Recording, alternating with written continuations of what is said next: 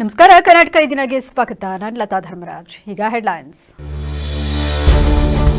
ಮಣ್ಣಲ್ಲಿ ಮಣ್ಣಾದ ವೃಕ್ಷ ಮಾತೆ ಸಾಲು ಮರದ ತಿಮ್ಮಕ್ಕ. ಜ್ಞಾನ ಭಾರತಿ ಕಲಾ ಗ್ರಾಮದಲ್ಲಿ ನೆರವೇರಿತು ಅಂತ್ಯಕ್ರಿಯೆ. 3 ಸುತ್ತು ಕುಶಾಲ ತೋಪು ಸಿಡಿಸಿ ಸರ್ಕಾರಿ ಗೌರವ ಸಲ್ಲಿಸಿದ ಪೊಲೀಸರು. ಪತ್ರಿಕಾ ರಂಗದಲ್ಲಿ ಗಣನೀಯ ಸಾಧನೆ. ಜಗದೀಶ್ ಚೌಡವಳ್ಳಿ ಅವರಿಗೆ ಎಂಸಿಎ ವತಿಯಿಂದ ಸನ್ಮಾನ. ಶಿಕ್ಷಣ ಸಂಸ್ಥೆಗಳ ಅಭಿವೃದ್ಧಿಗೆ ಹೆಚ್ಚಿನ ಗಮನ ವಹಿಸುವುದಾಗಿ ಹೇಳಿಕೆ. ಪೈಪ್ಲೈನ್ ಕಾಮಗಾರಿಯಿಂದ ರಸ್ತೆ ಹಾನಿ. ಕುಡಿಯುವ ನೀರಿನ ಯೋಜನೆಯ ಅಡಿಯಲ್ಲಿ ಅಂಡರ್ ಗ್ರೌಂಡ್. ಸ್ಥಳೀಯ ಸಾರಿಗೆ ವ್ಯವಸ್ಥೆಗೆ ಗಂಭೀರ ತೊಂದರೆ. ಸಾರ್ವಜನಿಕರಿಂದ ಆಕ್ರೋಶ.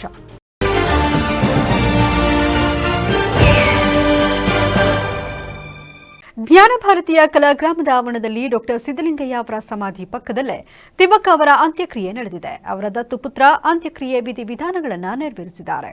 ವೃಕ್ಷ ಮಾತೆ ಮರಗಳನ್ನ ಮಕ್ಕಳಂತೆ ಬೆಳೆಸಿದ ಸಾಲುಮರದ ತಿಮ್ಮಕ್ಕ ಅವರ ಅಂತ್ಯಕ್ರಿಯೆ ಬೆಂಗಳೂರಿನ ಜ್ಞಾನ ಭಾರತೀಯ ಕಲಾ ಗ್ರಾಮದ ಆವರಣದಲ್ಲಿ ನೆರವೇರಿದೆ. ಉಸಿರಾಟದ ತೊಂದರೆಯಿಂದ ಬಳಲುತ್ತಿದ್ದ ಸಾಲುಮರದ ತಿಮ್ಮಕ್ಕ ಅವರು ನಿನ್ನೆ ಬೆಂಗಳೂರಿನ ಜಯನಗರದ ಅಪೋಲೋ ಆಸ್ಪತ್ರೆಯಲ್ಲಿ ಕೊನೆಯುಸಿರೆಳೆದರು. ಇಂದು ಅಂತಿಮ ನಮನದ ಬಳಿಕ ಅಂತ್ಯಕ್ರಿಯೆ ನೆರವೇರಿಸಲಾಗಿದೆ. ತುಮಕೂರು ಜಿಲ್ಲೆಯ ಗುಬ್ಬಿ ತಾಲೂಕಿನಲ್ಲಿ ಚಿಕ್ಕರಂಗಯ್ಯ ಹಾಗೂ ವಿಜಯಮ್ಮ ದಂಪತಿಯ ಪುತ್ರಿಯಾಗಿ ತಿಮ್ಮಕ್ಕ ಜನಿಸಿದ್ರು. ಪೋಷಕರು ಶಾಲೆ ಕಳುಹಿಸಿದ ಹಿನ್ನೆಲೆ ತಿಮ್ಮಕ್ಕ ಮೊದಲು ದನಕರುಗಳನ್ನು ಮೇಯಿಸುತ್ತಿದ್ರು. ದಿನಗೂಲಿ ನೌಕರರಾಗಿ ಕೆಲಸ ಮಾಡಿದ್ರು. ತಿಮ್ಮಕ್ಕ ಅವರಿಗೆ 12ನೇ ವಯಸ್ಸಿನಲ್ಲೇ ಚಿಕ್ಕಯ್ಯ ಎನ್ನುವವರ ಜೊತೆ ಮದುವೆಯಾಯಿತು. ಚಿಕ್ಕಯ್ಯ ಅವರು ರಾಮನಗರ ಜಿಲ್ಲೆಯ ಮಾಗಡಿ ತಾಲೂಕಿನ ಹುಲಿಕಲ್ ಗ್ರಾಮದವರಾಗಿದ್ದರು. ಮದುವೆಯಾಗಿ ಹಲವು ವರ್ಷಗಳಾದರೂ ತಿಮ್ಮಕ್ಕ ಅವರಿಗೆ ಮಕ್ಕಳಾಗಿರಲಿಲ್ಲ. ಹೀಗಾಗಿ ತಿಮ್ಮಕ್ಕ ಮಕ್ಕಳಿಲ್ಲದ ದುಃಖವನ್ನ ಮರೆಯೋಕೆ ಅಂತ ರಸ್ತೆಯ ಬದಿಗಳಲ್ಲಿ ಸಸಿಗಳನ್ನ ನೆಡಲು ಆರಂಭಿಸಿದರಂತೆ. ಕುದೂರಿನಿಂದ ಹುಲಿಕಲ್ ತನಕ ಇರುವ ರಾಜ್ಯ ಹೆದ್ದಾರಿ 94ರಲ್ಲಿ ತಿಮ್ಮಕ್ಕ ಹಾಗೂ ಅವರ ಪತಿ ಸೇರಿಕೊಂಡು ಆಲದ ಸಸಿಗಳನ್ನ ನೆಡುತ್ತಾ ಬಂದರು. ವರ್ಷದಿಂದ ವರ್ಷಕ್ಕೆ ಮರಗಳನ್ನು ನೆಡುವ ಕಾರ್ಯ ಹೆಚ್ಚಿಸಿದ್ರು. ತಿಮ್ಮಕ್ಕ ತಮ್ಮ ಸ್ವಂತ ಖರ್ಚಿನಲ್ಲಿ 8,000 ಸಸಿಗಳನ್ನು ನೆಟ್ಟಿದ್ದಾರೆ. ಇಂದಿಗೆ ಅವುಗಳ ಮೌಲ್ಯ ಸುಮಾರು 15 ಲಕ್ಷಕ್ಕೂ ಅಧಿಕ ರೂಪಾಯಿ ಎಂದು ಅಂದಾಜು ಮಾಡಲಾಗಿದೆ. ಸದ್ಯಕ್ಕೆ ಈ ಮರಗಳ ನಿರ್ವಹಣೆಯನ್ನು ರಾಜ್ಯ ಸರ್ಕಾರವೇ ವಹಿಸಿಕೊಂಡಿದೆ. ಇದೇ ವೇಳೆ ಬೆಂಗಳೂರು ಪೊಲೀಸರು ಸಕಲ ಸರ್ಕಾರಿ ಗೌರವಗಳೊಂದಿಗೆ ಅಂತಿಮ ನಮನ ಸಲ್ಲಿಸಿದ್ದಾರೆ. ಈ ವೇಳೆ 3 ಸುತ್ತು ಕುಶಾಲ ತೋಪು ಸಿಡಿಸುವ ಮೂಲಕ ಪೊಲೀಸರು ತಿಮ್ಮಕ್ಕ ಅವರಿಗೆ ವಿಶೇಷ ಗೌರವ ಸಲ್ಲಿಸಿದ್ದಾರೆ. 2025ರ ಹಾಸನ ಜಿಲ್ಲಾ ರಾಜ್ಯೋತ್ಸವದ ಪ್ರಶಸ್ತಿಗೆ ಪತ್ರಿಕಾ ರಂಗದಲ್ಲಿ ಗಣನೀಯ ಸಾಧನೆಗೆ ಪಾತ್ರರಾಗಿರುವ ಮಲೆನಾಡು ತಾಂತ್ರಿಕ ಶಿಕ್ಷಣ ಸಂಸ್ಥೆಯ ಪ್ರಧಾನ ಕಾರ್ಯದರ್ಶಿ ಜಗದೀಶ್ ಚೌಡವಳ್ಳಿ ಅವರನ್ನು ಸನ್ಮಾನಿಸಲಾಯಿತು. ಸನ್ಮಾನ ಸ್ವೀಕರಿಸಿ ಮಾತನಾಡಿದ ಜಗದೀಶ್ ಚೌಡವಳ್ಳಿ ಅವರು 1996ರಿಂದ ಪತ್ರಿಕಾ ರಂಗದಲ್ಲಿ ಕೆಲಸ ಮಾಡುತ್ತಿದ್ದು, ಹಾಲೋ ಸೂರ್ಯ, ಜನಹಿತ, ಬಿಬಿಸಿ ಟಿವಿ ಚಾನೆಲ್ ನಡೆಸುತ್ತಿದ್ದು, ಸಾಕಷ್ಟು ಸಾಮಾಜಿಕ ಕಾರ್ಯಗಳನ್ನು ಮಾಡಿದ್ದು, ಜನರ ಸಮಸ್ಯೆಗಳಿಗೆ ಸ್ಪಂದಿಸಿದ್ದೇನೆ. ಮಲೆನಾಡು ತಾಂತ್ರಿಕ ಶಿಕ್ಷಣ ಸಂಸ್ಥೆಯಲ್ಲಿ ನಿರ್ದೇಶಕನಾಗಿ ಹಾಗೂ ಈಗ ಪ್ರಧಾನ ಕಾರ್ಯದರ್ಶಿಯಾಗಿ ಕಾಲೇಜು ಹಾಗೂ ಶಿಕ್ಷಣ ಸಂಸ್ಥೆಯ ಅಭಿವೃದ್ಧಿಗಾಗಿ ಶ್ರಮಿಸುತ್ತಿದ್ದೇನೆ ಎಂದರು. ನಾನು 1996ರಿಂದ 2008ವರೆಗೂ ಬೆಂಗಳೂರಿನಲ್ಲಿ ಒಂದು ಟಾಪ್ಲೋ ಪತ್ರಿಕೆ ಆಯ್ ಸೂರ್ಯ ಹಾಗೂ ಟೈಮ್ಸ್ ಆಫ್ ಉದ್ಯೋಗ ಅಂತೇಳಿ ನಾನು ಮುತ್ತಮರೈ ಸಾಹೇಬರು ಇಬ್ಬರು ಸೇರಿ ಆರಂಭ ಮಾಡಿ ನಾವು ಬೆಂಗಳೂರಿನಲ್ಲಿ ನೆಲೆಸಿದ್ದೆ. ಯಾಕೋ ಬೆಂಗಳೂರು ವಾತಾವರಣ ನಮಗೆ ಇಳಿದ ಕಾರಣ ಮತ್ತೆ ವಾಪಸ್ ಹಾಸನ ಜಿಲ್ಲೆಗೆ ಬಂದು ಇಲ್ಲಿಂದಲೇ ನಾನು ಒಂದು ಪ್ರಾದೇಶಿಕ ಪತ್ರಿಕೆಯನ್ನು ಮಾಡಬೇಕು, ಆ ಮೂಲಕ ಜನರ ನೋವಿನಲ್ಲಿಗಳಿಗೆ ನನ್ನ ಕೈಲಾದ ಸಹಾಯ ಮಾಡಬೇಕು, ಬರವಣಿಗೆ ಮೂಲಕ ಪತ್ರಿಕೆಯನ್ನು ಸ್ಟಾರ್ಟ್ ಮಾಡಿ ಸುಮಾರು 26-27 ವರ್ಷಗಳ ಕಾಲ ಪತ್ರಿಕೋದ್ಯಮದಲ್ಲಿ ನನ್ನ ವೃತ್ತಿಯನ್ನು ಆರಂಭಿಸಿ ಇಂದು ಒಂದು ಟಿವಿ ಚಾನಲ್ ಸಹ ಇಡೀ ಕರ್ನಾಟಕ ರಾಜ್ಯಾದ್ಯಂತ ಪ್ರಸಾರಗೊಳ್ಳುವಂತಹ ಒಂದು ದೃಶ್ಯ ಮಾಧ್ಯಮವನ್ನು ಮಾಡಿ ಜನರ ಅಲ್ಪ ಕಣ್ಣೀರನ್ನು ಹರಿಸ್ತಕ್ಕಂಥ ಕೆಲಸವನ್ನು ಮಾಡ್ತಿರ್ತಕ್ಕಂಥದ್ದು ನನಗೆ ತೃಪ್ತಿ ತಂದಿದೆ. ಇಂಥ ಸಂದರ್ಭದಲ್ಲಿ ನಾನು ಕಾರ್ಯನಿರ್ವಹಿಸುತ್ತಿರುವ ನಮ್ಮ MTSನ ಎಲ್ಲ ನೌಕರ ಬಂಧುಗಳು ನನಗೆ ತೋರಿಸಿದ ಈ ಒಂದು ಪ್ರೀತಿಯನ್ನು ಇಂದಿಗೂ ಮರೆಯುತ್ತಿಲ್ಲ. ಆ ನಿಟ್ಟಿನಲ್ಲಿ ನಮ್ಮ ಕಾಲೇಜಿನ ಅಭಿವೃದ್ಧಿಗೆ ಏನೇನು ಆಗಬೇಕು, ಹಿಂದೆ ಆಗಿಲ್ವೋ, ಮುಂದೆ ಯಾವ ಥರ ಮಾಡಿ. ಸನ್ಮಾನ ಸಮಾರಂಭದಲ್ಲಿ ಮಲೆನಾಡು ತಾಂತ್ರಿಕ ಶಿಕ್ಷಣ ಸಂಸ್ಥೆಯ ಖಜಾಂಚಿ HD ಪಾರ್ಶ್ವನಾಥ್, ಮಲೆನಾಡ ಇಫೋ ಶಾಲೆಯ ಉಪಾಧ್ಯಕ್ಷರಾದ BR Rajashekar, AVK PU college ಉಪಾಧ್ಯಕ್ಷರಾದ ನಾಗರಾಜ್ ಜೈನ್, ಮಲೆನಾಡು ತಾಂತ್ರಿಕ ಶಿಕ್ಷಣ ಸಂಸ್ಥೆಯ ನಿರ್ದೇಶಕರಾದ H ಸುರೇಶ್ ಹಾಗೂ MCE ಕಾಲೇಜು ನೌಕರರು, ಕಲ್ಯಾಣ ಸಂಘದ ಪದಾಧಿಕಾರಿಗಳು, ನೌಕರರು ಪಾಲ್ಗೊಂಡಿದ್ದರು. ಸಕಲೇಶಪುರದ ಆನೆಮಹಲ್ನಿಂದ ಹಾನುವಾಳು ಮೂಲಕ ಮೂಡಿಗೆರೆಗೆ ಸಾಗುವ ರಸ್ತೆಯಲ್ಲಿ ಎತ್ತಿನಹೊಳೆ ಕುಡಿಯುವ ನೀರಿನ ಯೋಜನೆಯಡಿಯಲ್ಲಿ ಅಂಡರ್ ಗ್ರೌಂಡ್ ಪೈಪ್ಲೈನ್ ಹಾದು ಹೋಗಿರುವುದು ಸ್ಥಳೀಯ ಸಾರಿಗೆ ವ್ಯವಸ್ಥೆಗೆ ಗಂಭೀರ ತೊಂದರೆ ಉಂಟುಮಾಡಿದೆ. ಬೆಂಗಳೂರು ಮಂಗಳೂರು ರಾಷ್ಟ್ರೀಯ ಹೆದ್ದಾರಿ 75 ಹಾಗೂ ಮಂಗಳೂರು ಕಡೂರು ಉಡುಪಿ ಸಂಪರ್ಕಿಸುವ ಪ್ರಮುಖ ರಾಜ್ಯ ಹೆದ್ದಾರಿಯ ಉಪಮಾರ್ಗವಾದ ಹೆಬ್ಬಸಾಲೆ ಪ್ರದೇಶದಲ್ಲಿ ಸುಮಾರು 200 ಅಡಿ ದೂರ ಪೈಪ್ಲೈನ್ ಹಾಸಿದ ಸ್ಥಳದಲ್ಲಿ ಸೇತುವೆ ಮಾದರಿಯ ರಚನೆ ನಿರ್ಮಿಸಿ ಅದರ ಮೇಲೆ ಕೇವಲ 2 ಇಂಚಿನ ಟಾರ್ ಹಾಕಿಸಲಾಗಿದೆ. ಕಡಿಮೆ ದಪ್ಪ ಹಾಗೂ ಗುಣಮಟ್ಟದ ಕೊರತೆಯಿಂದ ಟಾರ್ ಹಲವು ಜಾಗದಲ್ಲಿ ಕಿತ್ತು ಹೋಗಿದ್ದು ರಸ್ತೆ ಸಂಪೂರ್ಣವಾಗಿ ಹಾನಿಯಾಗಿದೆ. ಅಡಿಭಾಗ ಕಾಂಕ್ರೀಟ್ ಇರುವುದರಿಂದ ಕನಿಷ್ಠ 6 ಇಂಚಿನ ದಪ್ಪದ ಗುಣಮಟ್ಟದ ಟಾರ್ ಹಾಸಿ ಮರುನಿರ್ಮಾಣ ಮಾಡಬೇಕೆಂಬುದು ಸ್ಥಳೀಯರು ಒತ್ತಾಯಿಸಿದ್ದಾರೆ. ಈ ನಿರ್ಲಕ್ಷ್ಯಕ್ಕೆ ಯೋಜನೆ ಅಧಿಕಾರಿಗಳ ಅಸಡ್ಡೆ ಮತ್ತು ಆಯ್ಕೆಯ ಪ್ರತಿನಿಧಿಗಳ ವರ್ತನೆ ಕಾರಣ ಎಂದು ಸಾಮಾಜಿಕ ಹೋರಾಟಗಾರ ಅವರೇಕಾಡು ಪೃಥ್ವಿ ಆರೋಪಿಸಿದ್ದು, ತಕ್ಷಣ ಕ್ರಮ ತೆಗೆದುಕೊಳ್ಳುವಂತೆ ಸ್ಥಳೀಯ ಶಾಸಕರು ಮತ್ತು ತಾಲೂಕು ಆಡಳಿತವನ್ನು ಆಗ್ರಹಿಸಿದ್ದಾರೆ. ಆತ್ಮೀಯರೇ, ನಾನು ಈ ದಿನ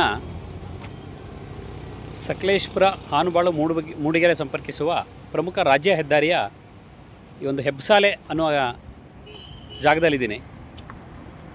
ಈ ರಸ್ತೆ ಎಷ್ಟು ಪ್ರಮುಖ ಆಗಿದೆ ಅಂತ ಅಂದರೆ, ರಾಷ್ಟ್ರೀಯ ಹೆದ್ದಾರಿ ಬೆಂಗಳೂರು ಮಂಗಳೂರು ಸಂಪರ್ಕಿಸುವ 75ರ ಶಿರಾಡಿ ಪ್ರದೇಶದಲ್ಲಿ ಏನಾದರೂ ವಾಹನಗಳ ಸಂಚಾರಕ್ಕೆ ಅಡಚಣೆ ಉಂಟಾದಾಗ ಆ ವಾಹನಗಳು ಮಂಗಳೂರು ಕಡೂರು ರಾಷ್ಟ್ರೀಯ ಹೆದ್ದಾರಿ ಚಾರ್ಮುಡಿ ಘಾಟಲ್ಲಿ ಬಂದು ಈ ರಸ್ತೆ ಮುಖಾಂತರ ಇಲ್ಲಿ ಆನೆಮಹಲ್ನಲ್ಲಿ ರಾಷ್ಟ್ರೀಯ ಹೆದ್ದಾರಿ 75ರನ್ನು ಪ್ರವೇಶ ಮಾಡ್ತದೆ. ಹಾಗೆ ಕಡೂರು ಮಂಗಳೂರು ರಾಷ್ಟ್ರೀಯ ಹೆದ್ದಾರಿ, ಹಾಗೆ ಅದು ಉಡುಪಿ ಮತ್ತು ವಿಲ್ಲುಪುರಂ ಸಂಪರ್ಕಿಸುವ ರಾಷ್ಟ್ರೀಯ ಹೆದ್ದಾರಿ, ಆ ಹೆದ್ದಾರಿಯ ಚಾರ್ಮುಡಿ ಘಾಟಲ್ಲಿ ಏನಾದ್ರು ಸಮಸ್ಯೆ ಆದರೆ ಪ್ರಯಾಣಕ್ಕೆ, ಆವಾಗ ಈ ಮಂಗಳೂರು ಬೆಂಗಳೂರು ರಾಷ್ಟ್ರೀಯ ಹೆದ್ದಾರಿ ಶಿರಾಡಿ ಘಾಟ್ನಲ್ಲಿ ಬಂದು ಈ ರಸ್ತೆ ಮುಖಾಂತರ ಜನ್ನಾಪುರ ಮಾರ್ಗವಾಗಿ ಮೂಡಿಗೆರೆಯನ್ನು ತಲುಪಿ ಅಲ್ಲಿಂದ ಮುಂದೆ ಪ್ರಯಾಣ ಬೆಳೆಸ್ತಾರೆ. ಅಷ್ಟು ಬ್ಯುಸಿಯಾಗಿರುವಂತಹ ಈ ರಸ್ತೆ, ಇಲ್ಲಿ ಈ ಪಶ್ಚಿಮ ಘಟ್ಟಗಳಲ್ಲಿ ಹರಿಯುವಂತಹ ಹಿಂದೂ ಮಹಾಸಾಗರಕ್ಕೆ ಸೇರುವಂತಹ ನದಿಗಳನ್ನು ತಿರುವು ಯೋಜನೆ ಮುಖಾಂತರ ಬಯಲುಸೀಮೆಗೆ ಕುಡಿಯುವ ನೀರಿಗೋಸ್ಕರ ನದಿ ತಿರುವು ಯೋಜನೆ ಮುಖಾಂತರ ಪೈಪ್ಲೈನ್ ಮುಖಾಂತರ ಇಲ್ಲಿ ನೀರನ್ನು ತೆಗೆದುಕೊಂಡು ಹೋಗಿದ್ದಾರೆ. ಇಲ್ಲಿ ಕಾಣ್ತಾ ಇದೆ.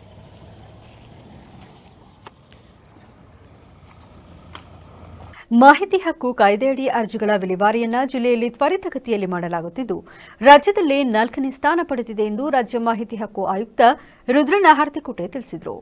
ಜಿಲ್ಲಾ ಪಂಚಾಯಿತಿ ಹೇಮಾವತಿ ಸಭಾಂಗಣದಲ್ಲಿಂದು ಅಧಿಕಾರಿಗಳ ಸಭೆ ಬಳಿಕ ಸುದ್ದಿಗಾರರೊಂದಿಗೆ ಮಾತನಾಡಿದ ಅವರು, ಮಾಹಿತಿ ಹಕ್ಕು ಕಾಯ್ದೆಗೆ ಹಾಸನ ಜಿಲ್ಲೆಯಲ್ಲಿ ಉತ್ತಮ ಸ್ಪಂದನೆ ಇದೆ. ಆರ್ಟಿಐ ಪ್ರಾರಂಭವಾಗಿದ್ದಾಗಿನಿಂದಲೂ ಒಟ್ಟು 7,335 ಅರ್ಜಿಗಳು ಸಲ್ಲಿಕೆಯಾಗಿದ್ದವು. ಇವುಗಳಲ್ಲಿ 7,191 ಅರ್ಜಿ ವಿಲೇವಾರಿ ಮಾಡಲಾಗಿದೆ. ಕೇವಲ 144 ಅರ್ಜಿಗಳು ಬಾಕಿ ಇದೆ. ಉಳಿದ ಅರ್ಜಿಗಳು ಮೇಲ್ಮನವಿ ಸಲ್ಲಿಸಿದ್ದಾರೆ ಎಂದು ತಿಳಿಸಿದರು.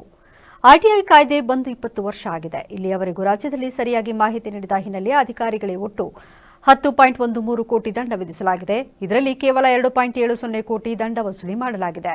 ಹಾಸನ ಜಿಲ್ಲೆಯ ಮಾಹಿತಿ ನೀಡದ 217 ಅಧಿಕಾರಿಗಳಿಗೆ 18.09 ಲಕ್ಷ ದಂಡ ವಿಧಿಸಲಾಗಿತ್ತು. ಅದರಲ್ಲಿ 4.44 ಲಕ್ಷ ಮಾತ್ರ ದಂಡ ವಸೂಲಿ ಮಾಡಲಾಗಿದೆ ಎಂದು ಮಾಹಿತಿ ನೀಡಿದರು. ಕೆಲವೊಂದು ಅಪ್ಲಿಕೇಶನ್ಸ್ ಅರ್ಜಿಗಳು ಏನು ಮಾಡ್ತಾರೆ, ಅವಾಗಲೇ ನಾನು ಹೇಳ್ತಿದ್ದೆ, ಇಲ್ಲಿ ಪ್ರಥಮ ಮೇಲ್ಮನವಿ ಅಧಿಕಾರಿವರೆಗೂ ಮಾತ್ರ ಬರ್ತಾರೆ. ಅವರು ಒಂದು ಸಾರ್ವಜನಿಕ ಅಧಿಕಾರಿಗೆ ಆಗ್ತಾರೆ, ಮಾಹಿತಿ ಅಧಿಕಾರಿಗೆ, ಮತ್ತು ಪ್ರಥಮ ಸೆಕೆಂಡ್ ಅಪೀಲ್ ಕಮಿಷನ್ಗೆ ಬರೋದೇ ಇಲ್ಲ.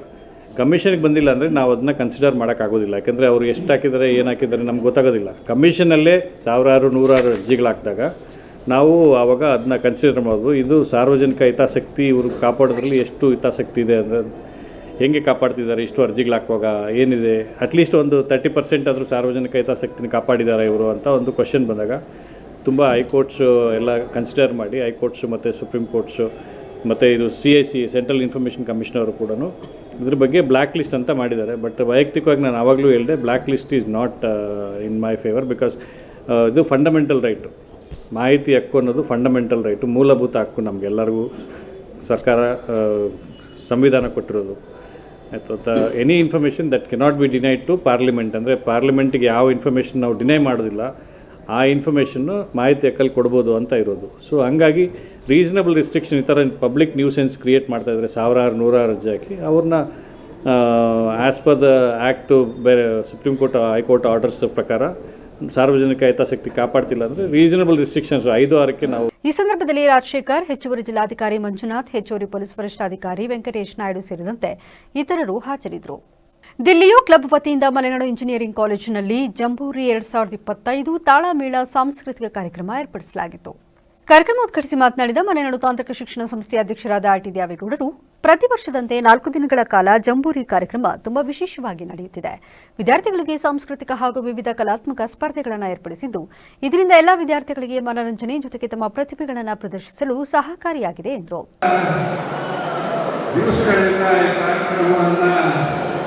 ತಾವೆಲ್ಲ ಸೇರಿ ಆಯೋಜಿಸಿದರೆ ಮನರಂಜನೆ ಕಾರ್ಯಕ್ರಮ ಅಂದರೆ ಅತ್ಯಂತ ಎಲ್ಲರಿಗೂ ಮನರಂಜನೆ ಕೊಡ್ತಕ್ಕಂಥ ಕಾರ್ಯಕ್ರಮ.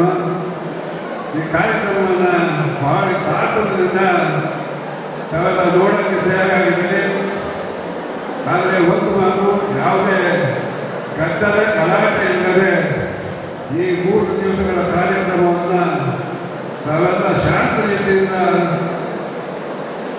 ನಡೆಸಿಕೊಡ್ಬೇಕು ಅಂತ ನಾವು ಈ ಸಂಸ್ಥೆ ಅಧ್ಯಕ್ಷನಾಗಿ ನಮ್ಮನ್ನು ವಿನಂತಿ ಮಾಡ್ತಾ, ನಿಮ್ಮಲ್ಲಿರ್ತಕ್ಕಂಥ ಎಲ್ಲ ಪ್ರತಿಭೆಗಳನ್ನು ಈ ಒಂದು ಸಂದರ್ಭದಲ್ಲಿ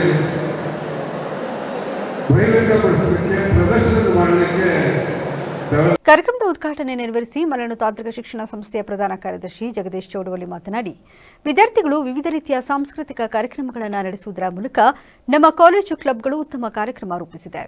ನಾವು ವಿದ್ಯಾರ್ಥಿಗಳಿಗೆ ಎಲ್ಲ ರೀತಿಯ ಸಹಕಾರ ನೀಡುತ್ತಿದ್ದೇವೆ. ಇದರ ಸದುಪಯೋಗ ಪಡೆದು ಕಾಲೇಜಿಗೆ ಕೀರ್ತಿ ತರುವಂತರಾಗಬೇಕು ಎಂದರು. ಹಳೆಯ 80-90ರ ಸಿನಿಮಾಗಳನ್ನು ನೆನಪಿಸುವಂಥದ್ದು. ಇದು ಹೇಳಿ ಕೇಳಿ ನವೆಂಬರ್ ಕನ್ನಡ ರಾಜ್ಯೋತ್ಸವದ ಈ ದಿನಮಾನಗಳಲ್ಲಿ ಕನ್ನಡಕ್ಕೆ ಹೆಚ್ಚಿನ ಒತ್ತನ್ನು ಕೊಡಬೇಕಾಗಿತ್ತು. ಆದರೂ ಇಂಜಿನಿಯರಿಂಗ್ ಕಾಲೇಜಿನಿಂದ ಆದ್ದರಿಂದ ಇದು ಏನು ದೊಡ್ಡ ಕಾರ್ಯಕ್ರಮವಾಗಿ ಮೂಡಿಬರ್ತಕ್ಕಂಥ ಈ ಸಂದರ್ಭದಲ್ಲಿ ನಾವು ಕಲೆ, ಸಂಸ್ಕೃತಿ, ಸಾಹಿತ್ಯಕ್ಕೆ ಹೆಸರುವಾಸಿಯಾಗಿರ್ತಕ್ಕಂಥ ಹಾಸನ ಜಿಲ್ಲೆಯಲ್ಲಿ ಸಿನಿಮಾ ನಟರಿಗೆ ಏನು ಕೊರತೆ ಇಲ್ಲ, ಆ ರೀತಿಯಲ್ಲಿ ನಿಮ್ಮ ಎಲ್ಲ ಕಾರ್ಯಕ್ರಮಗಳು ಯಶಸ್ವಿಯಾಗಿ ಮೂಡಿಬರಲಿ. ಈ ಜಂಬೂರಿ ಉತ್ಸವ ರಾಜ್ಯದ ಮೂಲೆ ಮೂಲೆಗೆ ತಲುಪಿ ನಮ್ಮ ಕಾಲೇಜಿನ ಹೆಸರನ್ನು ತರುವ ಮೂಲಕ ಅದೇ ರೀತಿ ವಿದ್ಯಾಭ್ಯಾಸದಲ್ಲೂ ಸಹ ನಿಮ್ಮ ಆಸಕ್ತಿಯನ್ನು ತೋರಿಸಿ ನಿಮ್ಮ ಜೀವನದ ಗುರಿಯನ್ನು ಮುಟ್ಟಿ ಈ ರಾಜ್ಯದ ಮತ್ತು ಈ ಜಿಲ್ಲೆಯ ನಮ್ಮ ಕಾಲೇಜಿನ ಕೀರ್ತಿಯ ಪತಾಕೆಯನ್ನು ಹಾರಿಸಿ ಈ 3 ದಿವಸ ನಡೀತಕ್ಕಂಥ ಉತ್ಸವ ಯಶಸ್ವಿಯಾಗಿ ಮೂಡಿಬರಲಿ ಎಂದು ಆಶಿಸುತ್ತಾ ನನ್ನ ಮಾತು ವಿದಾಯಿಸುತ್ತೇನೆ. ಜೈ ಹಿಂದ್, ಜೈ ಕರ್ನಾಟಕ. ಕಾಲೇಜು ಪ್ರಾಂಶುಪಾಲರು ಮಾತನಾಡಿ, ನಮ್ಮ ಕಾಲೇಜು ವಿದ್ಯಾರ್ಥಿಗಳು ವ್ಯಾಸಂಗದ ಜೊತೆಗೆ ಕ್ರೀಡಾ ಚಟುವಟಿಕೆ, ಹಾಡು, ನೃತ್ಯ, ರಂಗೋಲಿ, ಚಿತ್ರಕಲೆ, ಪ್ರಬಂಧ ಬರೆಯುವುದು ಒಳಗೊಂಡಂತೆ ವಿವಿಧ ಕಾರ್ಯಕ್ರಮ ರೂಪಿಸಿ ತಮ್ಮ ಪ್ರತಿಭೆಯನ್ನು ವ್ಯಕ್ತಪಡಿಸುತ್ತಿರುವುದು ಸಂತಸ ತಂದಿದೆ ಎಂದರು.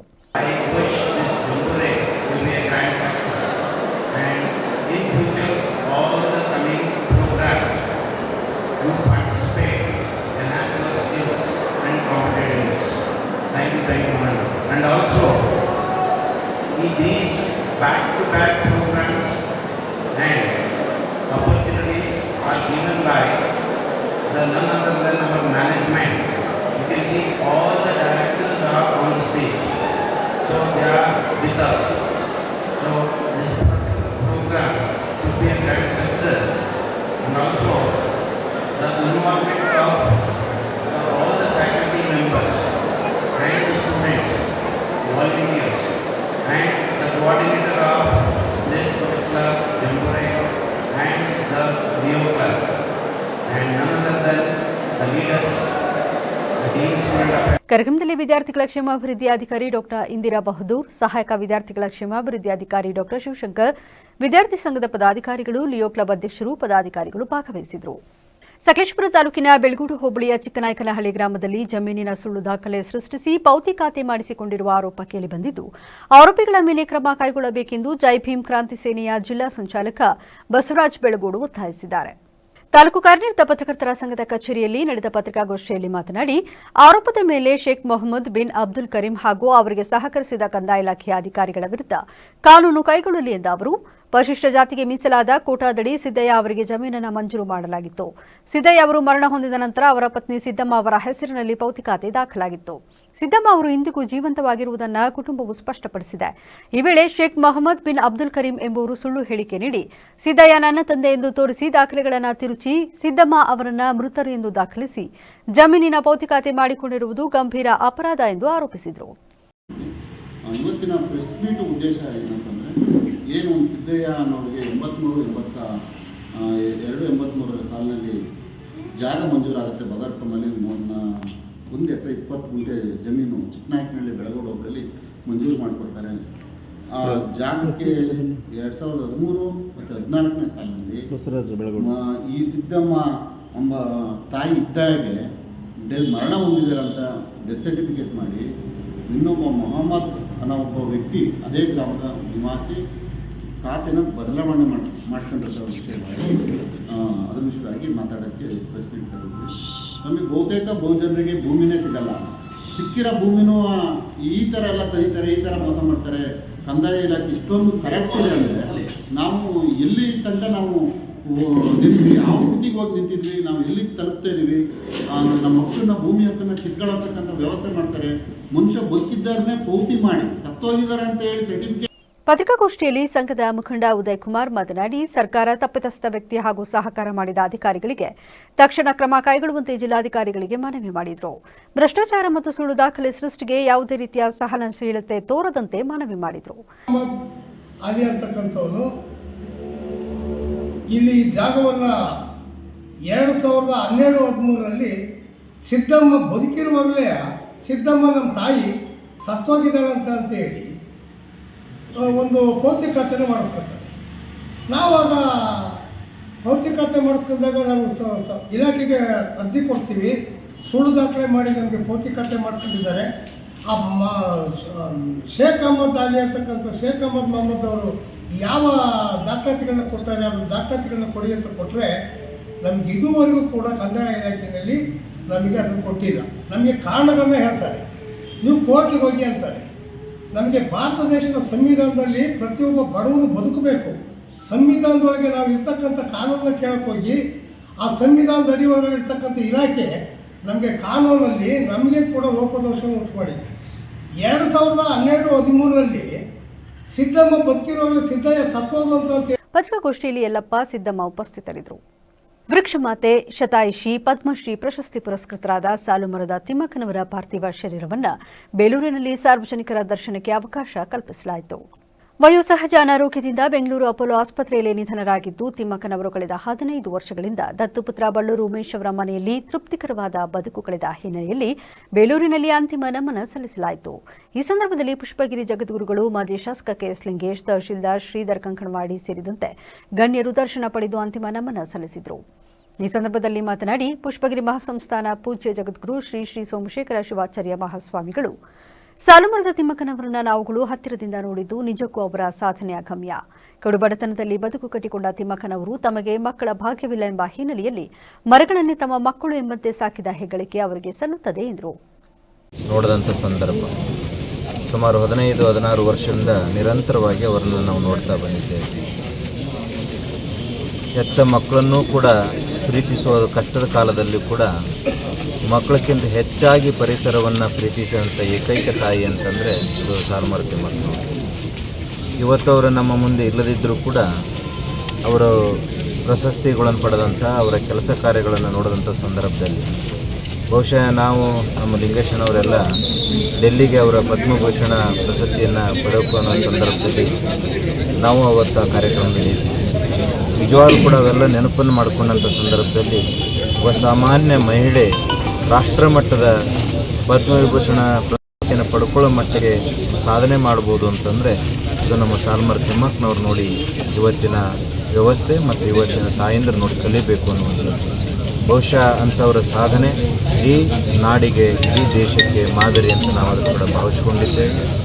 ಕರ್ನಾಟಕ ಸರ್ಕಾರ ಮತ್ತು ನಮ್ಮ ಬೇಲೂರಿನ ಶಾಸಕರು, ಬೇಲೂರಿನ ಜನತೆ ಅವರ ಹೆಸರನ್ನು ಶಾಶ್ವತಗೊಳಿಯುವಂತೆ ಯೋಜನೆಗಳನ್ನು ರೂಪಿಸಿ ಆ ಯೋಜನೆಗೆ ಒಂದು ಶಕ್ತಿ ತುಂಬಬೇಕು ಮತ್ತು ಮುಂದಿನ ಪೀಳಿಗೆಗೆ ವಿದ್ಯಾರ್ಥಿಗಳಿಂದ ಹಿಡಿದು ಪ್ರತಿಯೊಬ್ಬ ತಾಯಂದಿರಿಗೂ ಕೂಡ ಸಾಲುಮರದ ತಿಮ್ಮಕ್ಕನವರ ಆದರ್ಶಗಳು ಅದು ಆದರ್ಶವಾಗಿ ಉಳಿಲಿ ಮತ್ತು ಅವರ ಜೀವನಕ್ಕೆ ಅದೊಂದು ಮುನ್ನಡಿ ಬರದ ಹಾಗೆ.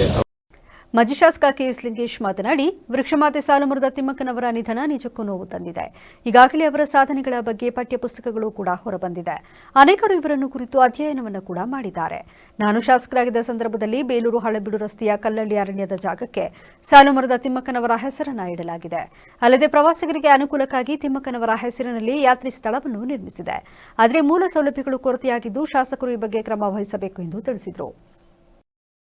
ಈ ಸಂದರ್ಭದಲ್ಲಿ ತಹಶೀಲ್ದಾರ್ ಶ್ರೀಧರ್ ಕಂಕಣವಾಡಿ, ಸಿಪಿಐ ರೇವಣ್ಣ, ಸರ್ಕಾರಿ ವಿವಿಧ ಇಲಾಖೆಯ ಅಧಿಕಾರಿಗಳು, ಪುರಸಭಾಧ್ಯಕ್ಷರು ಮತ್ತು ಸದಸ್ಯರು, ವಿವಿಧ ಸಂಘ ಸಂಸ್ಥೆಯ ಪದಾಧಿಕಾರಿಗಳು, ಜನಪ್ರತಿನಿಧಿಗಳು ಅಗಲಿದ ತಿಮ್ಮಕ್ಕನವರಿಗೆ ಭಾವಪೂರ್ಣ ಶ್ರದ್ಧಾಂಜಲಿ ಅರ್ಪಿಸಿದರು.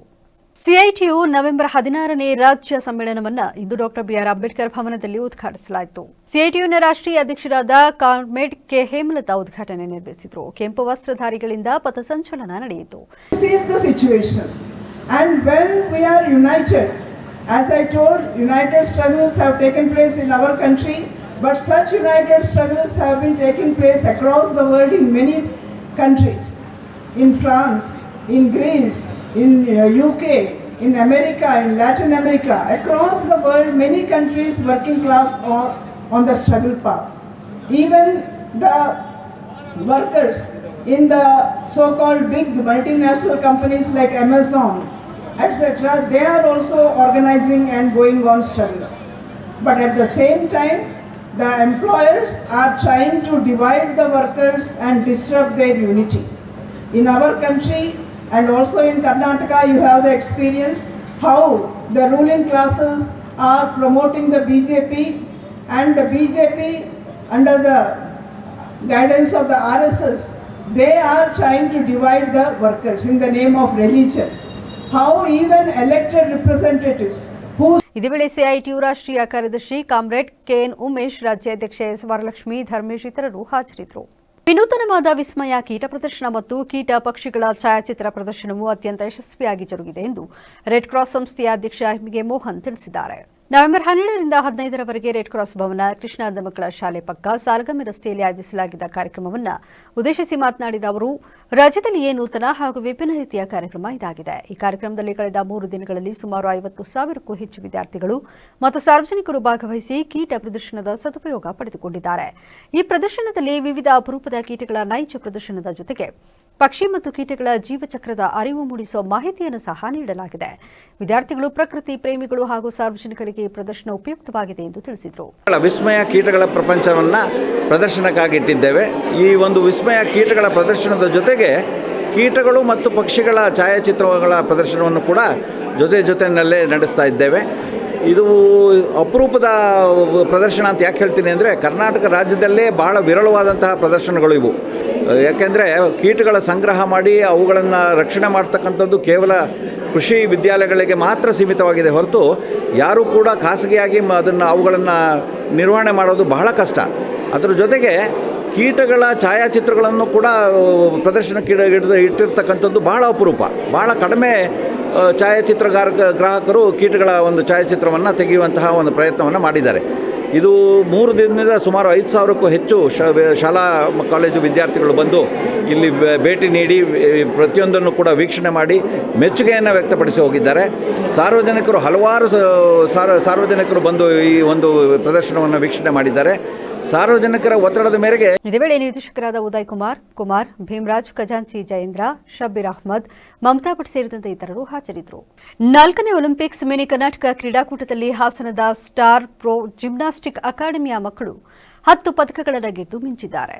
ಬೆಂಗಳೂರಿನ ಗೋಪಾಲನ್ ಸ್ಪೋರ್ಟ್ಸ್ ಕಾಂಪ್ಲೆಕ್ಸ್ನಲ್ಲಿ ಕ್ರೀಡಾ ಸಾಧನೆ, ಯುವ ಸಬಲೀಕರಣ ಮತ್ತು ಕ್ರೀಡಾ ಇಲಾಖೆ, ಕರ್ನಾಟಕ ಕ್ರೀಡಾ ಪ್ರಾಧಿಕಾರ ಹಾಗೂ ಕರ್ನಾಟಕ ಒಲಿಂಪಿಕ್ ಸಂಸ್ಥೆ ವತಿಯಿಂದ ನವೆಂಬರ್ 3ರಿಂದ 9ರವರೆಗೆ ಆಯೋಜಿಸಲಾಗಿದ್ದ ಕ್ರೀಡೆಯಲ್ಲಿ ಈ ಅತ್ಯುತ್ತಮ ಸಾಧನೆ ಮಾಡಿದ್ದಾರೆ. ಆರ್ಟಿಸ್ಟಿಕ್ ಜಿಮ್ನಾಸ್ಟಿಕ್ ಪವನ್ ಹೆಚ್ಎಂ, ಪೊಮ್ನಲ್ ತೃತೀಯ ಸ್ಥಾನ, ಪವನ್ ಹೆಚ್ಎಂ ಹಾರಿಜಾಂಟಲ್ ಬಾರ್ ದ್ವಿತೀಯ ಸ್ಥಾನ, ಪವನ್ ಹೆಚ್ಎಂ ಫ್ಲೋರ್ ಎಕ್ಸ್ಚೇಂಜ್ ತೃತೀಯ ಸ್ಥಾನ, ಆಕ್ರೋಬ್ಯಾಟಿಕ್ ಮೆನ್ಸ್ ಶೇರ್ ಪವನ್ ಹೆಚ್ಎಂ ಹರ್ಷಗೌಡ ಪ್ರಥಮ ಸ್ಥಾನ, ವಿಮೆನ್ ಪೇರ್ ಸನಿಹಾ ಮನ್ವಿತಾ ದ್ವಿತೀಯ ಸ್ಥಾನ, aerobics gymnastic Danika Ashok women solo ತೃತೀಯ ಸ್ಥಾನ, mix pair Pavan HM Manvitha ದ್ವಿತೀಯ ಸ್ಥಾನ. ರಾಷ್ಟ್ರೀಯ ಕ್ರೀಡಾಪಟು ಸುಮಂತ್ ಎಂಎಂ ರವರ ನೇತೃತ್ವದಲ್ಲಿ ತರಬೇತಿ ಪಡೆಯುತ್ತಿರುವ ಮಕ್ಕಳು ಅತ್ಯುತ್ತಮ ಸಾಧನೆಗೈದಿದ್ದಾರೆ. ಕಲಬುರಗಿ ಜಿಲ್ಲೆಯ ಆಳಂದ ತಾಲೂಕಿನ ನಿಂಬರ್ಗ ಗ್ರಾಮದಲ್ಲಿ ಮಧ್ಯರಾತ್ರಿ ಸುಮಾರಿಗೆ 6 ಮುಸುಕುದಾರಿಗಳ ಗುಂಪೊಂದು ಮನೆಗಳು ಹಾಗೂ ಕಿರಾಣಿ ಅಂಗಡಿಗೆ ನುಗ್ಗಿ ನಗದು, ಚಿನ್ನ ಹಾಗೂ ಬೆಲೆ ಬಾಳುವ ಸಾಮಗ್ರಿ ದೋಚಿ ಪರಾರಿಯಾಗಿದೆ. ಚಾಂದಿಸಾಬ ಮಠಿ ಅವರ ಮನೆಯಿಂದ 50,000 ನಗದು ಹಾಗೂ 10 ಗ್ರಾಂ ಚಿನ್ನ, ಅಮಿತ್ ನಾಗೋರೆ ಅಂಗಡಿಯಿಂದ 45,000 ನಗದು ಮತ್ತು ತಿನಿಸು ವಸ್ತುಗಳನ್ನು ದೋಚಲಾಗಿದೆ. ವಿಜಯ್ ಕುಮಾರ್ ಟಪ್ಪ ಅವರ ಮನೆಯಿಂದ ನಗದು ಮತ್ತು ಚಿನ್ನ ಕಳುವಾಗಿದೆ. ಕಳ್ಳರ ಚಲನವಲನ ಸಿಸಿಟಿವಿಯಲ್ಲಿ ಸೆರೆಯಾಗಿದೆ. ಘಟನೆಗೆ ಸಂಬಂಧಿಸಿ ನಿಂಬರ್ಗಾ ಪೊಲೀಸರು, ಶ್ವಾನದಳ ಹಾಗೂ ಬೆಳ್ಳಚ್ಚು ತಜ್ಞರು ಸ್ಥಳಕ್ಕೆ ಭೇಟಿ ನೀಡಿ ತನಿಖೆ ಕೈಗೊಂಡಿದ್ದಾರೆ. ಸಿಸಿಟಿವಿಯ ದೃಶ್ಯಗಳು ವೈರಲ್ ಆಗಿದೆ. ಮಳವಳ್ಳಿ ಪಟ್ಟಣದ ನ್ಯೂ ರೈನ್ಬೋ ಕಿಡ್ಸ್ ವತಿಯಿಂದ ಪುಟಾಣಿ ಮಕ್ಕಳಿಂದ ಕನ್ನಡ ರಾಜ್ಯೋತ್ಸವ ಹಾಗೂ ರಾಷ್ಟ್ರೀಯ ಮಕ್ಕಳ ದಿನಾಚರಣೆಯನ್ನು ಪಟ್ಟಣದ ನ್ಯೂ ರೈನ್ಬೋ ಶಾಲಾ ಆವರಣದಲ್ಲಿ ಅದ್ದೂರಿಯಾಗಿ ನಡೆಸಲಾಯಿತು.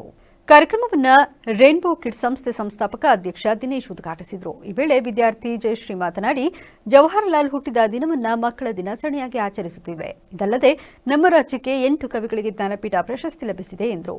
ಇದೇ ವೇಳೆ ವಿದ್ಯಾರ್ಥಿನಿ ಸುಪ್ರಿಯಾ ಭಟ್ ಮಾತನಾಡಿ, ಸರ್ದಾರ್ ವಲ್ಲಭಭಾಯಿ ಪಟೇಲ್ ಅವರ ನೇತೃತ್ವದಲ್ಲಿ ಕರ್ನಾಟಕ ಎಂದು ಅಂಗೀಕಾರವಾಗಿ ಕನ್ನಡಾಂಬೆ ಭುವನೇಶ್ವರಿಯ ತಾಯಿಗೆ ಪೂಜೆ ಸಲ್ಲಿಸುವ ಮೂಲಕ ಕನ್ನಡ ರಾಜ್ಯೋತ್ಸವವನ್ನು ಆಚರಿಸಲಾಗುತ್ತಿದೆ. ಪ್ರತಿಯೊಬ್ಬರೂ ಕನ್ನಡ ಪ್ರೀತಿ ಮತ್ತು ಗೌರವವನ್ನು ಬೆಳೆಸಿಕೊಳ್ಳಿ ಎಂದರು.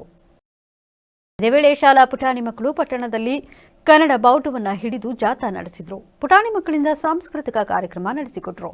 ಕಾರ್ಯಕ್ರಮದಲ್ಲಿ ನ್ಯೂ ರೈನ್ಬೋ ಕಿಡ್ಸ್ ಸಂಸ್ಥೆ ಸಂಸ್ಥಾಪಕ ಅಧ್ಯಕ್ಷ ದಿನೇಶ್, ಮುಖ್ಯ ಶಿಕ್ಷಕಿ ವಿದ್ಯಾ, ಸಹ ಶಿಕ್ಷಕಿ ಶೋಭಾ, ನೇತ್ರಾವತಿ, ಶೋಭಾರಾಣಿ, ಕವಿತಾ ಹಾಗೂ ಸುಮಾ ಬೋಧಕೇತರ ವರ್ಗದವರು ಹಾಜರಿದ್ದರು. ಕೃಷ್ಣರಾಜನಗರ ತಾಲೂಕಿನ ಲಾಲನಹಳ್ಳಿ ಗ್ರಾಮದ ಶ್ರೀ ಸಿದ್ದೇಶ್ವರ ದೇವಸ್ಥಾನ ಕಾಂಪೌಂಡ್ ನಿರ್ಮಾಣ ಕಾಮಗಾರಿಗೆ ಭೂಮಿ ಪೂಜೆ ವಿಚಾರವಾಗಿ ಗ್ರಾಮದಲ್ಲಿ ಉದ್ವಿಗ್ನ ಪರಿಸ್ಥಿತಿ ನಿರ್ಮಾಣವಾಗಿತ್ತು. ಮುಂಜಾಗ್ರತಾ ಕ್ರಮವಾಗಿ 3 ಮೀಸಲು ತುಕಡಿಗಳನ್ನು ನಿಯೋಜಿಸಿ ಯಾವುದೇ ಅಹಿತಕರ ಘಟನೆಗಳು ನಡೆಯದಂತೆ ಮುಂಜಾಗ್ರತೆ ವಹಿಸಿದ್ರು. ಗ್ರಾಮದ ದೇವಸ್ಥಾನದ ಅಭಿವೃದ್ಧಿ ವಿಚಾರಕ್ಕೆ ಸಂಬಂಧಿಸಿದಂತೆ ಕಾಂಗ್ರೆಸ್ ಮತ್ತು ಜೆಡಿಎಸ್ ಕಾರ್ಯಕರ್ತರು ತಮ್ಮ ಪಕ್ಷದ ಪರವಾಗಿ ಜೈಕಾರ ಘೋಷಗಳನ್ನು ಕೂಗಿದ್ರು. ದಳದಲ್ಲಿದ್ದ ಪೊಲೀಸರು 2 ಪಕ್ಷದವರನ್ನ ಮನವೊಲಿಸಿ ಅಲ್ಲಿಂದ ಕುಳಿಸಿದ್ರು. ಸಿದ್ದೇಶ್ವರ ದೇವಸ್ಥಾನದ ಜೀರ್ಣೋದ್ಧಾರಕ್ಕೆ ಸಂಬಂಧಿಸಿದಂತೆ ವಿಧಾನ ಪರಿಷತ್ ಸದಸ್ಯ ಮಂಜೇಗೌಡ ಲಾಲನಹಳ್ಳಿ ಗ್ರಾಮಕ್ಕೆ ಜೆಡಿಎಸ್ ಮುಖಂಡರೊಂದಿಗೆ ಆಗಮಿಸಿ ತಹಶೀಲ್ದಾರ್ ಮತ್ತು ಪೊಲೀಸ್ ಅಧಿಕಾರಿಗಳೊಂದಿಗೆ ಚರ್ಚಿಸಿದರು. ಯಾವತ್ತು ಸಮಯದ 6/3/2024 ಸರ್ಕಾರದ ತಿದ್ದುಪಡಿ ಆದೇಶದ ಸಂಖ್ಯೆ ಏನು ಇದು 9/1/2024ರಲ್ಲಿ ಪಟ್ಟಿ ತಿದ್ದುಪಡಿ ಆದೇಶವನ್ನು ಬದಲಿ ಕಾಮಗಾರಿಯನ್ನ ಅನುಮೋದಿಸುವೆ ಅಂತೇಳಿ ಅವತ್ತಾಗಿರೋದು 2024ನೇ ಇಸ್ವಿ 1ನೇ ತಿಂಗಳಲ್ಲಿ ಆಯ್ತಾ. ಅವತ್ತು ಷರತ್ತಿನ ಅನುಸಾರವಾಗಿ ಆದೇಶ ಆಗಿರ್ತಕ್ಕಂಥದ್ದು. ಒಂದು ಇದರಲ್ಲಿ ಷರತ್ತುಗಳು ಹಾಕಿದರೆ ಓದನಾದ 1ರ ಆದೇಶದಲ್ಲಿ ಈಗಾಗಲೇ ಮಂಜೂರಾತಿ ನೀಡಿದ ರಸ್ತೆ ಕಾಮಗಾರಿಗಳನ್ನ ಆರಂಭಿಸಿ ಅದನ್ನ ಖಚಿತಪಡಿಸಿಕೊಂಡು ಆರಂಭ ಆಗಿರ್ತಕ್ಕಂಥ ಮಾತ್ರ ಮಂಜೂರಾತಿಯನ್ನು ಕೊಟ್ಟಿರ್ತಕ್ಕಂಥದ್ದು. ಇದು ಅರ್ಥ ಮಾಡ್ಕೊಳ್ಬೇಕು. ಈಗ ಯಾವುದೋ ಒಂದು ಕಾಮಗಾರಿಗೆ ಶಾಸಕ ಡಿ ರವಿಶಂಕರ್ ಮಾತನಾಡಿ, ಹಳಿಯದಕ್ಕೆ ಪೂಜೆ ಮಾಡುವ ದರ್ದು ನನಗಿಲ್ಲ. ಕೆಆರ್ ನಗರ ವಿಧಾನಸಭಾ ಕ್ಷೇತ್ರಕ್ಕೆ ನಾನು ಶಾಸಕನಾಗಿ ಅನುದಾನ ತಂದಿರುವ ಕಾಮಗಾರಿಗೆ ಭೂಮಿ ಪೂಜೆ ಮಾಡುತ್ತೇನೆ ಎಂದು ತಿರುಗೇಟು ನೀಡಿದರು. ಲಾಲನಹಳ್ಳಿ ಗ್ರಾಮದ ಶ್ರೀ ಸಿದ್ದೇಶ್ವರ ದೇವಸ್ಥಾನಕ್ಕೆ 5 ಲಕ್ಷದ ಕಾಂಪೌಂಡ್ ನಿರ್ಮಾಣ ಹಾಗೂ 25 ಲಕ್ಷ ವೆಚ್ಚದ ಸಿಸಿ ರಸ್ತೆ ಮತ್ತು ಚರಂಡಿ ನಿರ್ಮಾಣ ಕಾಮಗಾರಿಗೆ ಭೂಮಿ ಪೂಜೆ ನೆರವೇರಿಸಿ ಮಾತನಾಡಿ, 2022-23ನೇ ಸಾಲಿನಲ್ಲಿ ನೀವು 10 ಕೊಟ್ಟಿರುವ ವೆಚ್ಚದ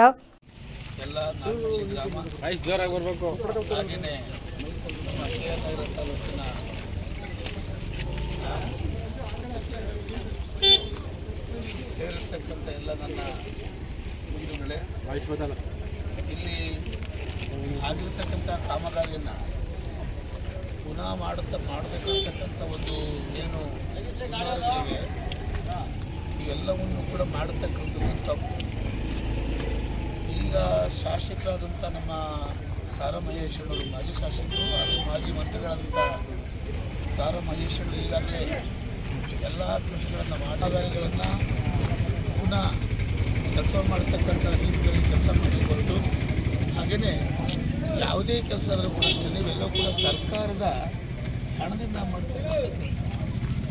ಇದು ಸರ್ಕಾರದ ಹಣ ಅಂತಂದರೆ ಸಾರ್ವಜನಿಕರ ತೆರಿಗೆ ದುಡ್ಡಿದೆ.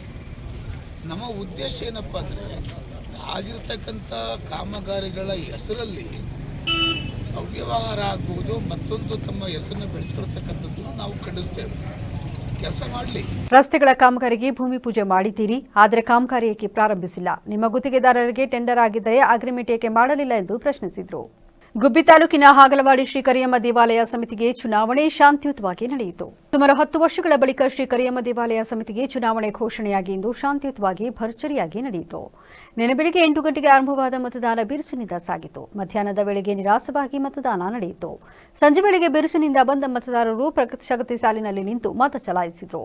ಶ್ರೀ ಕರಿಯಮ್ಮ ದೇವಾಲಯ ಸಮಿತಿ ಚುನಾವಣೆಗೆ ಸುಮಾರು 7,000 ಮತದಾರರಿದ್ದು ಬೆಳಗ್ಗೆ 8 ಗಂಟೆಯಿಂದ ಆರಂಭವಾದ ಮತದಾನ ಸಂಜೆ 4 ಗಂಟೆಯವರೆಗೂ ಶಾಂತಿಯುತವಾಗಿ ನಡೆಯಿತು. ಹಾಗಲವಾಡಿ, ಹೊಸಕೆರೆ, ಎಮ್ಮೆನ್ಕೋಟೆ, ಅಳಿಲಘಟ್ಟ ಸೇರಿದಂತೆ ತುಮಕೂರು, ಚಿಕ್ಕನಾಯಕನಹಳ್ಳಿ, ಹುಳಿಯಾರು, ಬುಕ್ಕಾಪಟ್ಟಣ, ಶಿರಾ ಸೇರಿದಂತೆ ಬೇರೆ ಊರುಗಳಿಂದ ಬಂದು ಮತದಾರರು ಮತದಾನ ಮಾಡಿದ್ದು ಸಾಮಾನ್ಯವಾಗಿ ಕಂಡುಬಂದಿತು. 7,500 ಮತಗಳಿಗೆ 3,081 ಮತಗಳು ಚಲಾವಣೆಯಾಗಿದೆ. ಯಾವುದೇ ಅಹಿತಕರ ಘಟನೆ ನಡೆಯದಂತೆ ಚೋಳೂರು ಪೊಲೀಸ್ ಠಾಣೆ ಪಿಎಸ್ಐ ಮಾಳಪ್ಪ ಅವರ ನೇತೃತ್ವದಲ್ಲಿ ಸೂತಕ ಬಂದೋಬಸ್ತ್ ವಹಿಸಿದ್ರು. ತಹಶೀಲ್ದಾರ್ ಆರ್ತಿ ಹಾಗೂ ಉಪತಹಶೀಲ್ದಾರ್ ಪ್ರಶಾಂತ್ ನೇತೃತ್ವದಲ್ಲಿ ಈ ಚುನಾವಣೆ ಯಶಸ್ವಿಯಾಗಿ ನಡೆಯಿತು.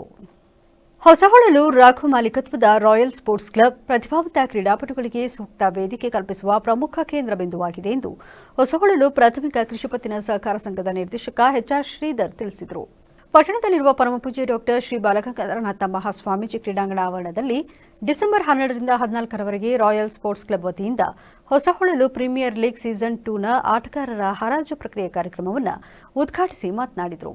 ಕಳೆದ ಬಾರಿಯೂ ಕೂಡ ರಾಯಲ್ ಸ್ಪೋರ್ಟ್ಸ್ ಕ್ಲಬ್ ಸಂಪೂರ್ಣ ವ್ಯವಸ್ಥೆ ಕಲ್ಪಿಸಿ ಅದ್ದೂರಿ ಕ್ರೀಡಾಕೂಟ ಆಯೋಜಿಸುವಲ್ಲಿ ಯಶಸ್ವಿಯಾಗಿತ್ತು. ಆ ಮಾದರಿಯಲ್ಲೇ ಮತ್ತೊಮ್ಮೆ ಕೈಗೊಳ್ಳಲು ಪ್ರಕ್ರಿಯೆಗೆ ಉದ್ಘಾಟನೆ ನೆರವೇರಿಸಲಿದ್ದೇವೆ. ಹೊಸಹೊಳಲು ರಾಘು ಮಾಲೀಕತ್ವದ ರಾಯಲ್ ಸ್ಪೋರ್ಟ್ಸ್ ಕ್ಲಬ್ ಪ್ರತಿಭಾವಂತ ಕ್ರೀಡಾಪಟುಗಳ ಪ್ರತಿಭೆಯವರ ತರುವ ಸೂಕ್ತ ವೇದಿಕೆಯಾಗಿದೆ ಎಂದು ತಿಳಿಸಿದರು.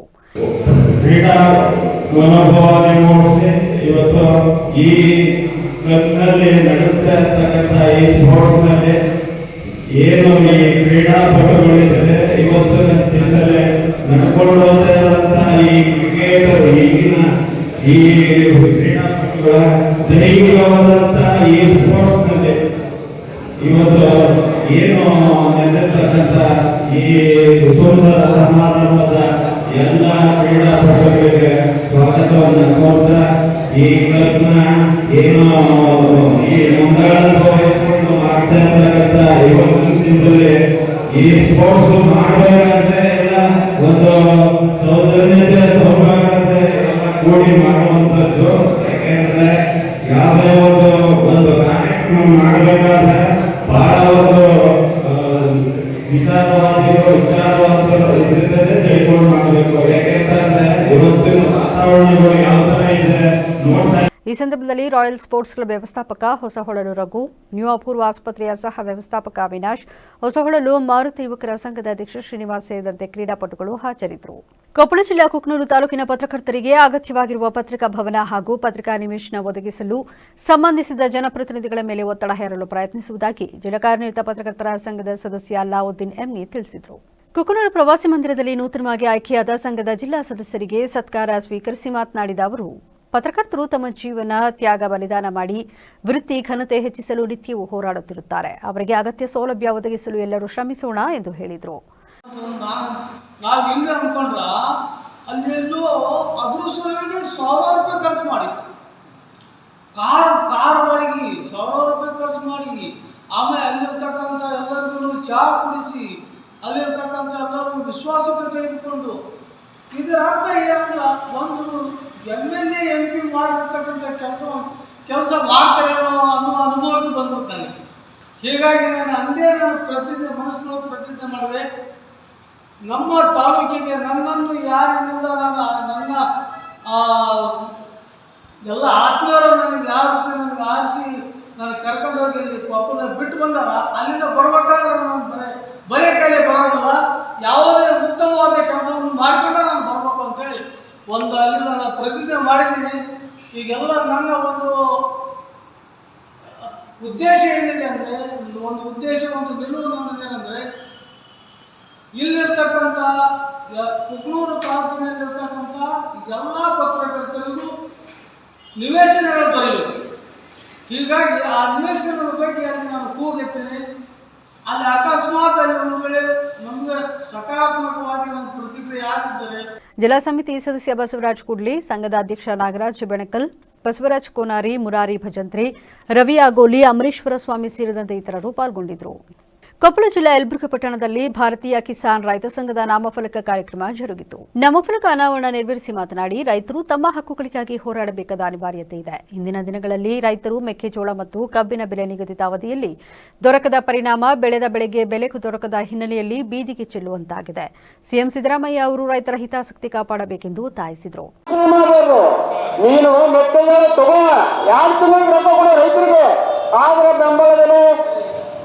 ಖರೀದಿ ಮಾಡ್ರಿ, ಓಪನ್ ಮಾಡ್ರಿ.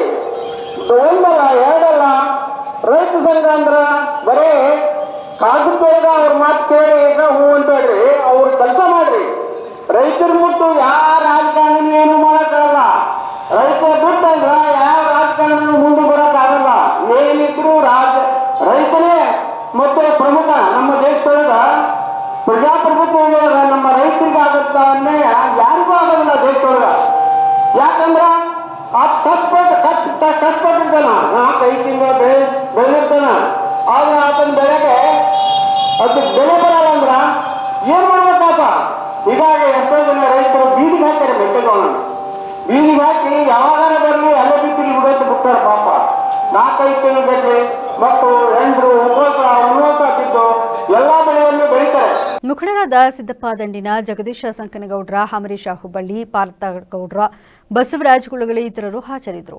ರಾಷ್ಟ್ರೀಯ ಸೇವಾ ಯೋಜನೆ, ಎನ್ಸಿಸಿ, ರೇಂಜ್ ಮತ್ತು ರೋವರ್ಸ್, ರೆಡ್ ಕ್ರಾಸ್ ಹಾಗೂ ವಿವಿಧ ಸಮಿತಿಗಳು ಹಾಗೂ ಭೂಗೋಳಶಾಸ್ತ್ರದ ಪ್ರಾಯೋಗಿಕ ಕೊಠಡಿಯ ಉದ್ಘಾಟನೆ ಸಮಾರಂಭವನ್ನು ಆಯೋಜಿಸಲಾಗಿತ್ತು. ಚಾಮರಾಜನಗರ ಜಿಲ್ಲೆಯ ಕೊಳ್ಳೇಗಾಲ ತಾಲೂಕಿನ ಪಟ್ಟಣದಲ್ಲಿರುವ ಕಾಲೇಜು ಮತ್ತು ತಾಂತ್ರಿಕ ಶಿಕ್ಷಣ ಇಲಾಖೆ ಮಹದೇಶ್ವರ ಸರ್ಕಾರಿ ಪ್ರಥಮ ದರ್ಜೆ ಕಾಲೇಜಿನಲ್ಲಿ ಆಯೋಜಿಸಲಾಗಿದ್ದ ಕೊಠಡಿ ಉದ್ಘಾಟನೆಯನ್ನು ನೆರವೇರಿಸಿ ಮಾತನಾಡಿದ ಕೊಳ್ಳೇಗಾಲ ಶಾಸಕ ಆರ್ ಕೃಷ್ಣಮೂರ್ತಿ, ಸರ್ಕಾರಿ ಶಾಲೆ ಕಾಲೇಜುಗಳಿಗೆ ಸೇರುವ ಗ್ರಾಮೀಣ ಪ್ರದೇಶದ ಮಕ್ಕಳಿಗೆ ಅಭಿನಂದನೆಗಳನ್ನು ಸಲ್ಲಿಸುತ್ತೇನೆ. ಅನೇಕರು ಖಾಸಗಿ ಶಾಲೆ ಕಾಲೇಜುಗಳಿಗೆ ಸೇರುತ್ತಾರೆ, ಆದರೆ ನಮ್ಮ ಗ್ರಾಮೀಣ ಭಾಗದ ಬಡವರ ಮಕ್ಕಳು ಸರ್ಕಾರಿ ಶಾಲೆ ಕಾಲೇಜುಗಳಿಗೆ ಸೇರಿ ಅತಿ ಹೆಚ್ಚು ಅಂಕಗಳನ್ನು ಪಡೆದುಕೊಂಡು ಪ್ರತಿಭಾ ಪುರಸ್ಕಾರಗಳನ್ನು ಪಡೆದು ತಮ್ಮ ಶಾಲೆ ಕಾಲೇಜುಗಳಿಗೆ ಕೀರ್ತಿಯನ್ನು ತರುವ ಕಾರ್ಯವನ್ನು ಮಾಡಿದ್ದಾರೆ ಎಂದರು. ಅನೇಕರು ಇತ್ತೀಚಿನ ವರ್ಷಗಳಲ್ಲಿ ಖಾಸಗಿ ಶಿಕ್ಷಣ ಸಂಸ್ಥೆಗೆ ಸೇರೋ ಮುಖಾಂತರ ಅವರು ವಿದ್ಯಾರ್ಜನೆ ಮಾಡ್ತಕ್ಕಂಥದ್ದು ಹೆಚ್ಚಾಗಿ ಕಾಣ್ತೀವಿ. ಆದರೂ ಕೂಡ ಈ ಬಡ ರೈತಾಪಿ ಮಕ್ಕಳ ವಿದ್ಯಾರ್ಥಿಗಳು ಇವತ್ತು ಸರ್ಕಾರಿ ಶಾಲೆಯಲ್ಲಿ ಓದುವ ಮುಖಾಂತರ ಅನೇಕ ಉತ್ತಮ ತೇರ್ಗಡೆ ಹೊಂದಿರತಕ್ಕಂಥದ್ದು, 100 ಅಂಕವನ್ನು ಪಡೆದಿರ್ತಕ್ಕಂಥದ್ದು ಮತ್ತು ಇಲ್ಲಿ ಓದಂಥ ಅನೇಕ ವಿದ್ಯಾರ್ಥಿಗಳು ಇವತ್ತು ಕೂಡ ಅನೇಕ ರಾಜ್ಯ ಮತ್ತು ರಾಷ್ಟ್ರ ಮಟ್ಟದಲ್ಲಿ ಸೇವೆಯನ್ನು ಮಾಡಿರ್ತಕ್ಕಂಥದ್ದು, ಸಂಸ್ಥೆಗೆ, ಉಪನ್ಯಾಸಕರಿಗೆ ಮತ್ತು ನಮ್ಮ ಜಿಲ್ಲೆಗೆ, ರಾಜ್ಯಕ್ಕೆ ಗೌರವ ಸಲ್ಲಿಸತಕ್ಕಂಥದ್ದು ನಾವು ಹಲವಾರು ಜನರನ್ನು ನಾವು ಕಾಣ್ತೇವೆ ಮನೆ ಬಂಧುಗಳು. ಇವತ್ತು ನಾನು ತಕ್ಷಣ ಹೋಗಬೇಕು. ಹಾಗಾಗಿ ನಾನು ಯೂಶ್ವಲಿ ನಾನು ಬಂದಾಗ ಇಲ್ಲಿ ಕಾರ್ಯಕ್ರಮದಲ್ಲಿ ಪೂರ್ಣ ಪ್ರಮಾಣ ಇರ್ತಿದ್ದೆ. ಇವತ್ತು ನಾನು ಇರ್ಲಿಕ್ಕೆ ಸಾಧ್ಯ ಆಗಲ್ಲ. ಹಾಗಾಗಿ ನಿಮ್ಮೆಲ್ಲರ ಕ್ಷಮೆ ಕೋರ್ತೇನೆ. ಯಾಕಂದರೆ ಅಗ್ರಾಮ ಬಳಿಯಲ್ಲಿ ಕೂಡ 2 ಕಾರ್ಯಕ್ರಮ ಇದೆ ಮತ್ತು ವಿಶೇಷವಾಗಿ ಇವತ್ತು ಗಿರಿಜನರು. ಕಾರ್ಯಕ್ರಮದಲ್ಲಿ ವಿಜ್ಞಾನ ವಿಭಾಗ ಹಾಗೂ ವಾಣಿಜ್ಯ ವಿಭಾಗದಲ್ಲಿ ಅತಿ ಹೆಚ್ಚು ಅಂಕ ಪಡೆದು ಸಾಧನೆಗೈದ ವಿದ್ಯಾರ್ಥಿಗಳಿಗೆ ಸನ್ಮಾನಿಸಲಾಯಿತು. ಕಾರ್ಯಕ್ರಮದಲ್ಲಿ ಕಾಲೇಜು ಶಿಕ್ಷಣ ಇಲಾಖೆ ಜಂಟಿ ನಿರ್ದೇಶಕರು ಡಿಎಸ್ ಪ್ರತಿಮಾ, ಮೈಸೂರಿನ ಕನ್ನಡ ನಿವೃತ್ತ ಸಹ ಪ್ರಾಧ್ಯಾಪಕರು ಕೃಷ್ಣಮೂರ್ತಿ, ಕಾಲೇಜು ಪ್ರಾಂಶುಪಾಲರಾದ ಜಯಲಕ್ಷ್ಮಿ, ದೈಹಿಕ ಶಿಕ್ಷಣ ನಿರ್ದೇಶಕರಾದ ಡಾ ಜಯಶಂಕರ್ ಇನ್ನಿತರರು ಹಾಜರಿದ್ದರು. ವೃಕ್ಷಮಾತೆ ನಾಡೋಜ ಸಾಲುಮರದ ತಿಮ್ಮಕ್ಕ ನಿಧನರಾದ ಹಿನ್ನೆಲೆಯಲ್ಲಿ ವಿಶ್ವ ಮಾನವ ವಿಚಾರ ವೇದಿಕೆ ವತಿಯಿಂದ ಸಾಲುಮರದ ತಿಮ್ಮಕ್ಕ ಅವರಿಗೆ ಭಾವಪೂರ್ಣ ಶ್ರದ್ಧಾಂಜಲಿ ಕಾರ್ಯಕ್ರಮ ಮಳವಳ್ಳಿ ಪಟ್ಟಣದಲ್ಲಿ ನಡೆಯಿತು. ಸಾಲುಮರದ ತಿಮ್ಮಕ್ಕನವರ ಭಾವಚಿತ್ರಕ್ಕೆ ಹಿರಿಯ ವಕೀಲ ಗುರುಸ್ವಾಮಿ ಪುಷ್ಪಾರ್ಚನೆ ಮಾಡುವ ಮೂಲಕ ನಮನ ಸಲ್ಲಿಸಿದರು. ಬಳಿಕ ಮಾತನಾಡಿದ ಅವರು, ಪರಿಸರವನ್ನು ರಕ್ಷಿಸಲು ತಮ್ಮ ಊಟವನ್ನು ಬಿಟ್ಟು ರಸ್ತೆ ಬದಿಗಳಲ್ಲಿ ಗಿಡಗಳನ್ನು ನೆಟ್ಟು ರಾಜ್ಯಕ್ಕೆ ಮಾದರಿಯಾಗಿದ್ದರು. ಅವರ ಅಗಲಿಕೆ ನಮ್ಮೆಲ್ಲರಿಗೂ ಬೇಸರ ತಂದಿದೆ. ಅವರ ಹಾದಿಯಲ್ಲಿ ನಾವೆಲ್ಲರೂ ಹೋಗೋಣ ಎಂದರು.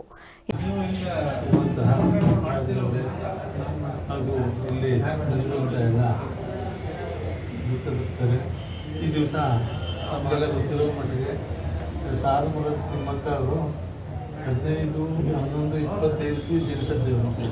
ಅಂದರೆ ಈಗ 100 ವರ್ಷ ಶತಾಯುಷಿ. ಅವರು ನಿಮಗೆಲ್ಲ ಗೊತ್ತೇ ಇದೆ, ಏನು ಪರಿಸರವನ್ನು ರಕ್ಷಣೆ ಮಾಡಬೇಕು ಅನ್ನುವಂತಹ ದೃಷ್ಟಿ ಹೊಂದಿದ್ದರು. ಅದಕ್ಕೆ ಅವರು ತಿರುಗಿ ತನ್ನ ಊಟನೂ ಬಿಟ್ಟು ಸುಮಾರು ಈ ರಸ್ತೆಗಳಲ್ಲಿ ಗಿಡ ಮರಗಳನ್ನು ನೆಟ್ಟು ಪರಿಸರವನ್ನು ಸ್ವಚ್ಛಗೊಳಿಸಿ ಅವರು ಉತ್ತಮವಾದಂಥ ಸೇವೆಯನ್ನು ಮಾಡಿದ್ದಾರೆ. ಅವರು ಈ ದಿನ ಅವರು ಅಂತಿಮ ಯಾತ್ರೆಯನ್ನು ಅವರು ಕಂಡು ಈಗ ಅವರು ತೀರ್ಕೊಂಡಿದ್ದಾರೆ.